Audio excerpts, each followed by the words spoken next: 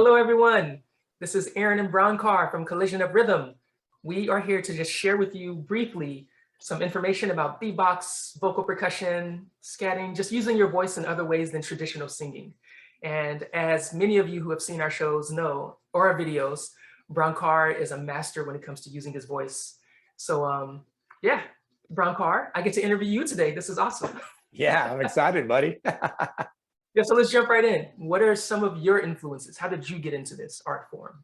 Yeah, so I first discovered kind of, beatboxing or using the voice as an instrument from Bobby McFerrin. And when I saw his video, Spontaneous Inventions, he was just a master at, singing. He sang jazz, he yodeled, he scatted, he did some beatboxing, and I was just floored at how he had such a connection to his inner instrument and how he used that to really build an experience with his audience. And when I saw him do that, I was like, I want to do that.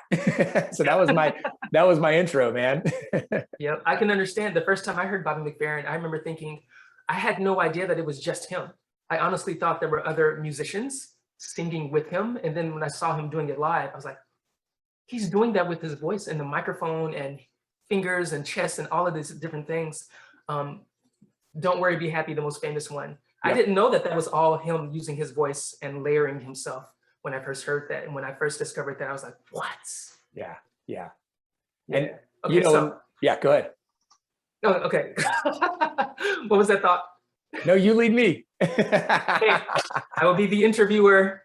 So another question I wanted to ask was, what are other artists and in the world of vocal percussion or beatbox? I know that you have a history of beatboxing or mouth drumming, as you call it.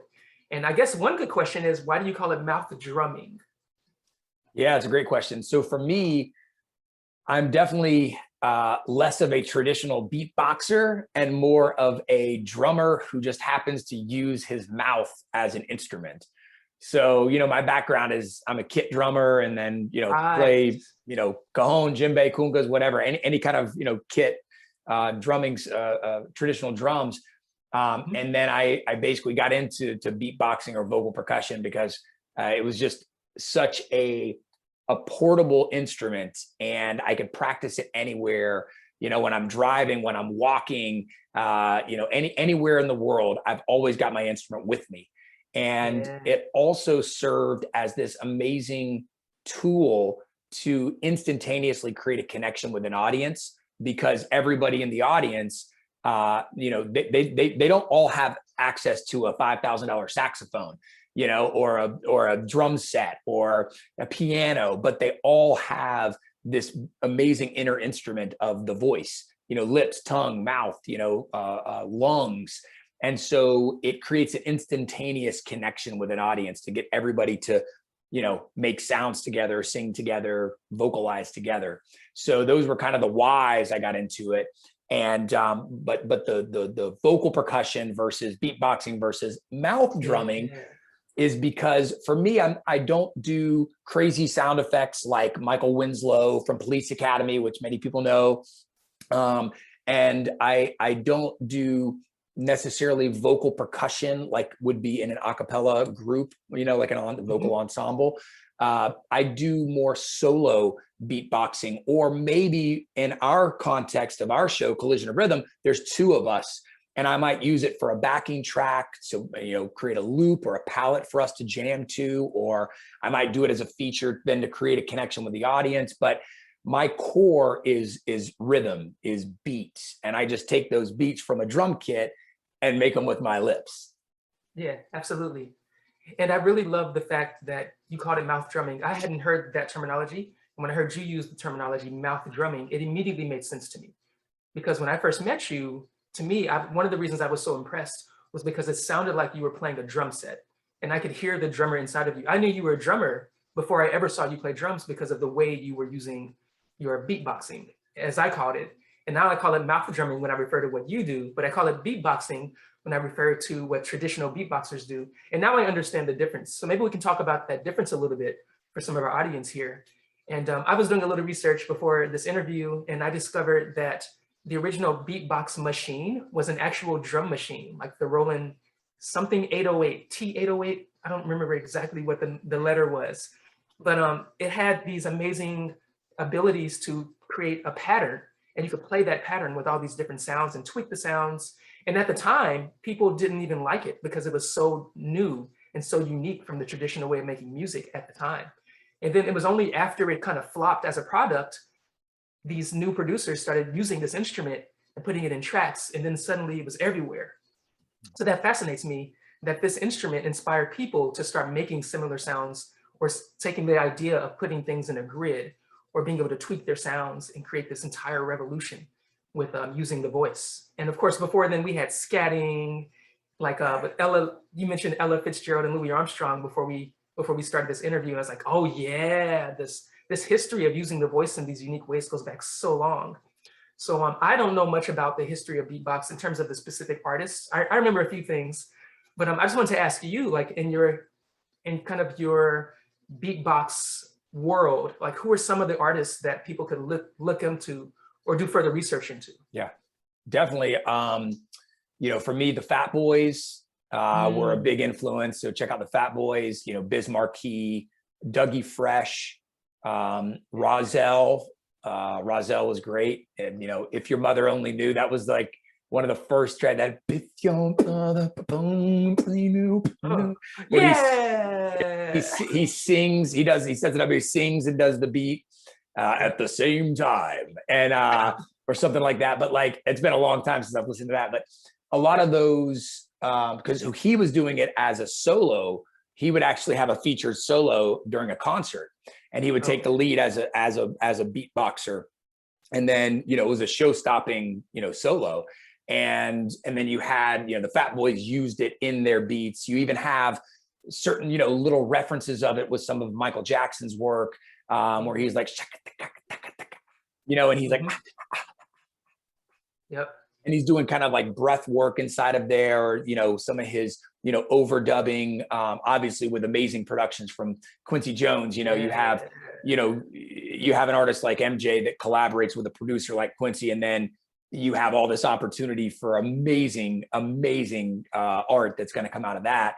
But you know, so I would say, yeah, Rozelle, Biz Markie, Dougie Fresh, Fat Boys.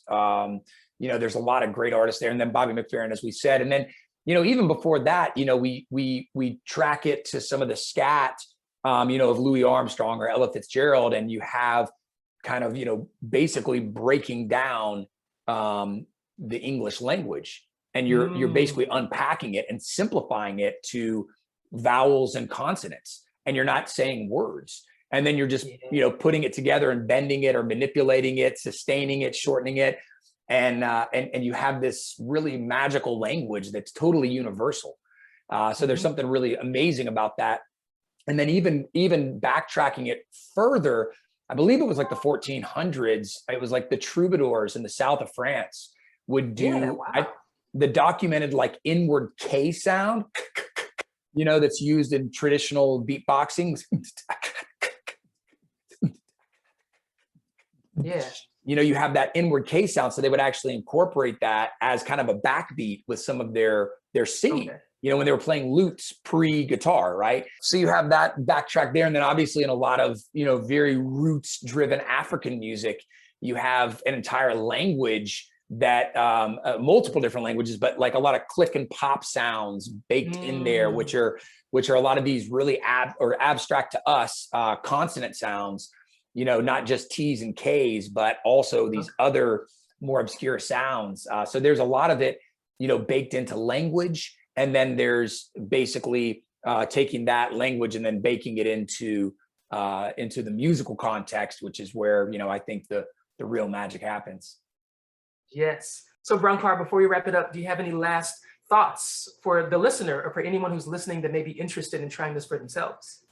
Sure. I think the first thing, just me as a coach and an influencer, you know, I love to you know, support people and empower them. And so I would just encourage not only the listeners here to research some of these artists that we just referenced, but also to explore what you can do with your voice You know, it doesn't have to be singing beautiful operatic music or jazz or, you know, anything like that. It can just be clicking and popping and, you know, and scatting along to some of the tracks that you like to listen to, some of the artists that you like to listen to be engaged with the music. And that's one thing that is so empowering about using our voices as an instrument, is that we don't need to find an external tool to build something with, to express ourselves through. We can use what we have right here, the instrument that we've been using to communicate with for our entire lives. And so if we just take the complexities of the human, you know, language, in English in this case, and we literally deconstruct that and make it simpler, then we can use our voices as instruments to create music, to create rhythm, and to truly synthesize and connect with the music that we're listening to. So it's totally immersive. Absolutely, that is beautiful. So thank you so much. Thanks for listening, and we definitely hope to see you and hear from you in the comments. If you have any other questions that you'd like for us to talk about, leave a comment, let us know, because we'll make more videos and we'd love to share more with you. And I guess we can leave it right there. Have a fantastic day. Go make some music. All Religion right. and rhythm out.